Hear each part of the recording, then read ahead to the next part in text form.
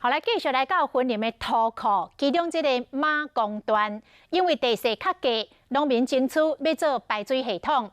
本来农民是要求讲，等农作物收成了后才来施工，想要到土库镇公所甲承包商事先拢无通知，就找怪手来挖农地。结果本地6月就会当收成的水稻啊、甲土豆，即卖总毁掉了。农民的心火起了了，真唔甘，嘛真无奈。怪手开这个田园内面，这农作物拢去了了，农民真无奈。啊，即马等候收尔，才把毁掉了，我怎么办？云林土库镇马公段所种的是水稻啊、甲土豆，原本6月会当收成，即马总共10外的产地被怪手搞过，15位的农民受害。没有告知，也没有所谓的任何的动作，全部都没有，就直接经过我们的田，辛辛苦苦种的田。